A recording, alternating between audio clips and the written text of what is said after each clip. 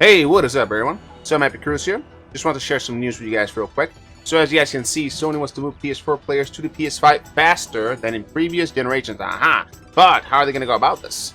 So anyway, with PS5, Sony aims for a scale and a pace that we've never delivered on before. Interesting. Could this have something to do with the PS3, PS3, PS4? We'll see. Anyway, so the PS4 has been a huge success for Sony, recently becoming the second best-selling console ever, only behind the PS2. We covered this actually last week.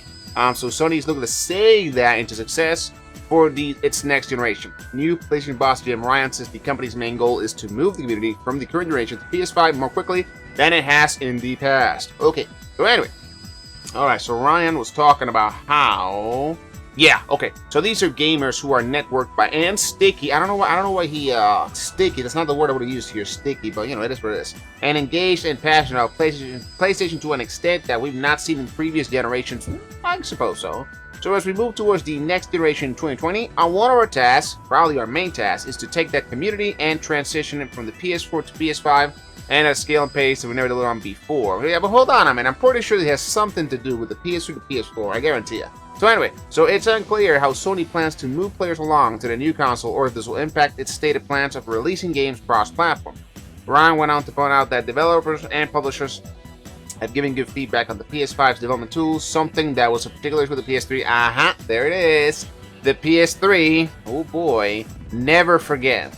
God damn, was the PS3 that bad? Jesus. I mean, to develop. I mean, obviously, the PS3 developer was a pain in the ass, I'm sure, but but gamers, they didn't, have that issue. They would just play the game. But it is what it is. So anyway, so one thing that makes me particularly optimistic that we're hearing from developers and publishers is the ease in which they are able to get code running on PS5.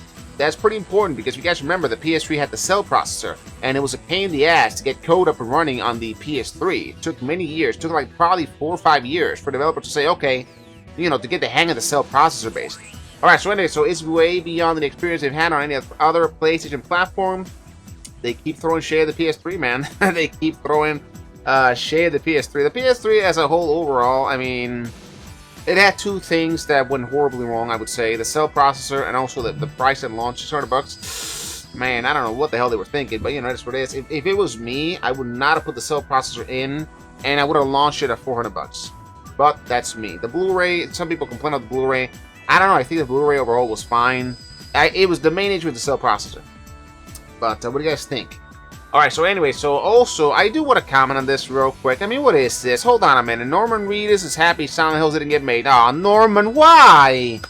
Dude, I wanted to play Silent Hills. What are you talking about? I literally, Silent Hills was a game, right after Phantom Pain. Those were two games. MGS5, Phantom Pain, and Silent Hills were two games that I was really looking forward to playing, definitely. Silent Hills didn't make the cut. Unfortunately, Konami canceled it. Thank you, Konami. And then here's Norman Reedus talking smack, apparently. He's talking about how, he completely forgot about Silent Hills when he was introduced to Death Stranding. Oh, really? Okay, now we gotta check this out. Let's see what we got here. Alright, so despite the attention Hideo Kojima's ill-fated Silent Hills grab, Norman Reedus, the star of Kojima Productions and Walking Dead, first title, is glad the project fell through because Death Stranding is way better. Really? Okay, I've not played Death Stranding, so I can't comment on that. And we'll never get to play Silent Hills. So I guess he's onto something. By default, yeah, Death Stranding is better by default. So anyway, so Reedus is, in an interview with The Hollywood Reporter, was asked if there were any similarities between Death Stranding and Silent Hills. He said the two are invariably different and is happy Silent Hills didn't work out. Oh, come on, Norman, why? When that went away, I was bummed. But when Hideo described what we were doing next, I completely forgot about him. I was like, thank God that didn't work. This is way better. Now, wait a minute. Anyway, this is a completely different thing. Okay. Alright, so Reedus also discussed how he came into contact with Kojima, stating director Guillermo del Toro told him to say yes to a guy who called about doing a video game. This conversation, according to Reedus, happened roughly 3 years ago when the two began working on Silent Hills. After Silent Hills' cancellation in 2015, Reedus said he was contacted to do a brand new game, Death Stranding. So, Hideo, Guillermo, and I were going to do another game. A Silent Hills game. But Konami and Kojima had a falling out, so it went radio silence for a minute. Wow, just a minute, really? Reedus said, then they came back and said Sony's back in with Hideo and we're going to make a brand new game. I was more excited about that. To be honest, because Hideo came down to San Diego Comic-Con and had an iPad and was showing me some of the graphics he was working on, which were just mind-blowing. I knew it was going to be a home run right from the get-go, okay?